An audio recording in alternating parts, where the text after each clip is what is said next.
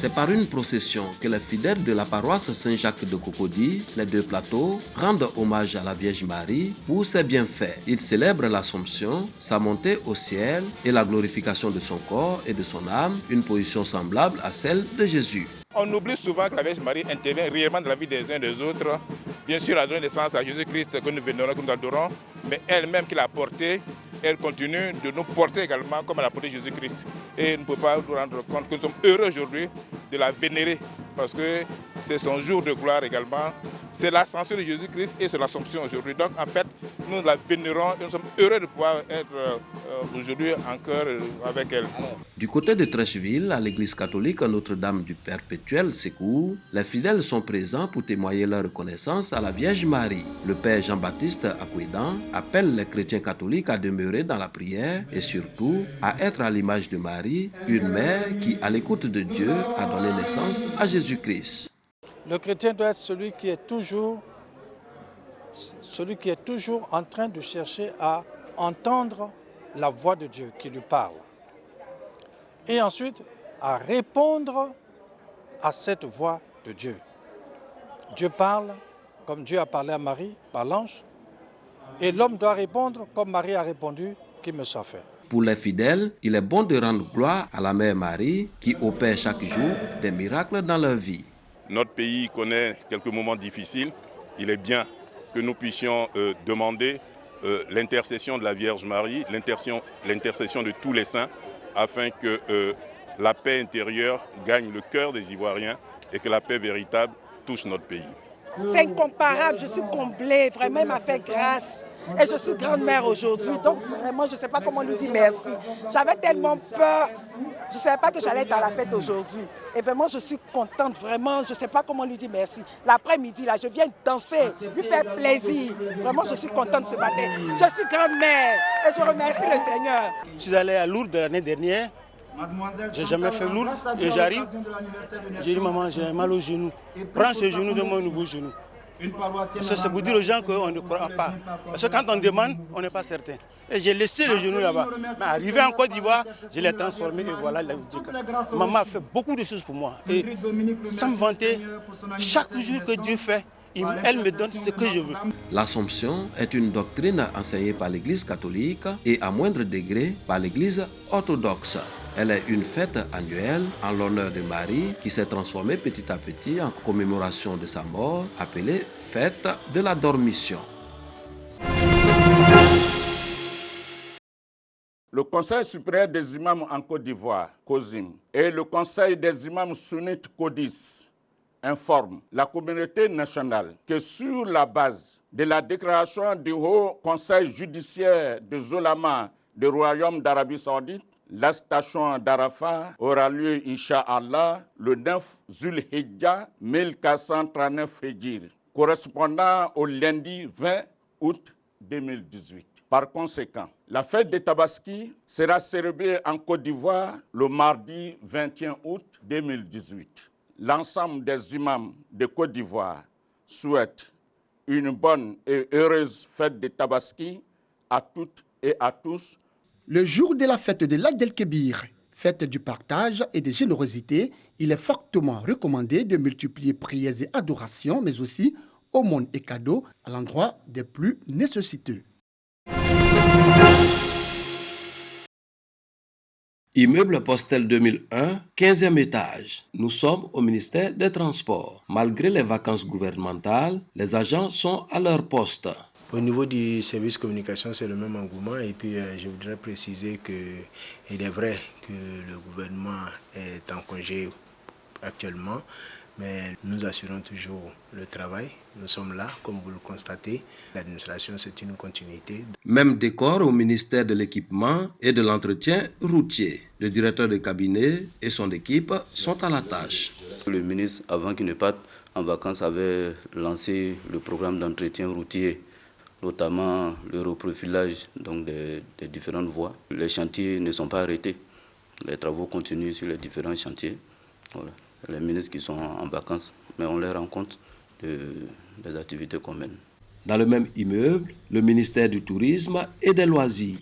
Ici également, le personnel est présent. La preuve, ils reçoivent les visiteurs. Dame Mariam Bamba attend d'être reçue par le chef de cabinet pour son bon de commande. J'ai trouvé des agents qui m'ont bien accueilli. Ils ont vraiment répondu à mes attentes. Là, je patiente. Les vacances gouvernementales ont débuté le 7 août 2018 pour une durée d'1 mois. Les ministres nouvellement nommés ne sont pas concernés selon la responsable de communication du ministère des Sports. Le ministre est en mission, contrairement aux autres ministres, il n'est pas en vacances, il est en mission et le ministère est ouvert, le ministère fonctionne.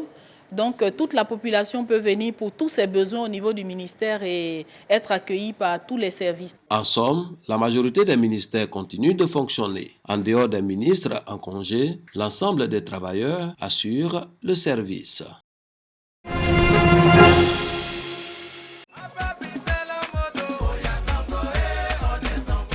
À Djamé, Black Market, haut lieu de transaction. Dans cette ruelle bruyante, tu n'y passeras pas sans qu'il ne t'accoste. Costume dans les mains, la mode, l'habillement, c'est leur affaire. Ouais, toi, tu veux prendre à combien? Bon, donne-moi 12 000. Il y a les premiers choix, il y a les deuxièmes choix, c'est les vrais costumes même. Les friperies, la vraie qualité. Il y a n'importe quelle couleur. Les vraies marques, les Paul Major, les Jean-François Ferré, les Versace, tout. Il y a tout.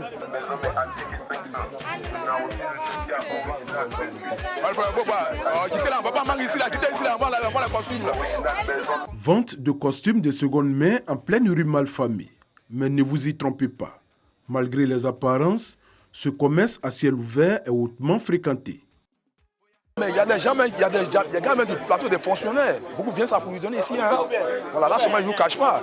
Mais d'autres, quand ils viennent, ils peuvent garer la voiture en bas là-bas, et puis ils nous appellent au téléphone. Et puis maintenant là, et puis allez, on va les livrer. Parce que là, ils se présentent ici, bon, d'autres trucs, bon, comme c'est de la friperie, bon, c'est trop vu. Donc c'est mis à quelque part, et puis allez, on vient. Voilà. Si ici on vante la qualité des produits, le prix reste incontestablement l'atout majeur de ce commerce. Ça, c'est un bleu nuit. Ça coûte 10 000. Ça, c'est un gris. Ça coûte aussi 10 000. Mais il y a les vestes aussi qui vont de 13 à 15 000. Ça dépend aussi de la valeur, de la qualité aussi. 15 000 francs CFA maximum pour des costumes de marque, soit-ils de seconde main. Autant dire que l'opportunité est belle. C'est de la bonne qualité. La couture, c'est de la bonne couture. Ça me plaît. J'ai acheté pour moi, puis j'ai acheté pour quelqu'un aussi. Belle opportunité, mais ici, c'est quand même le Black, avec son passé d'insécurité qui hante encore les esprits. Mais en attendant que la confiance soit définitivement rétablie, on continue de venir chercher costume à sa taille et à son goût.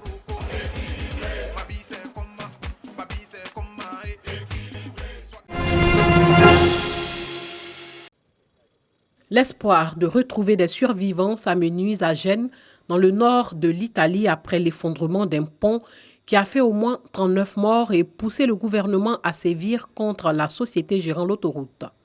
Aujourd'hui, à la mi-journée, la protection civile a annoncé un nouveau bilan de 39 morts confirmés et 15 blessés, dont une douzaine dans un état grave.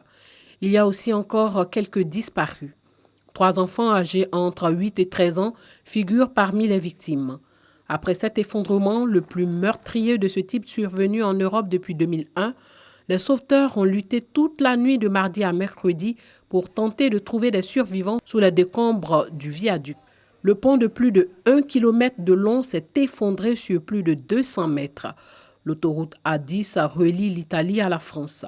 L'effondrement soudain et encore inexpliqué de cet ouvrage massif en béton des années 1960, appelé Pont Morandi du nom de son concepteur, a précipité environ 35 voitures et quelques camions dans le vide d'une hauteur de 45 mètres. Le nouveau gouvernement populiste italien est passé à l'attaque mercredi en promettant de traquer les responsables du drame et pointant du doigt la société gérant l'autoroute. Le ministre des Infrastructures et des Transports a appelé ses dirigeants à démissionner et lancer une procédure en vue d'une éventuelle révocation de toutes les concessions de la société.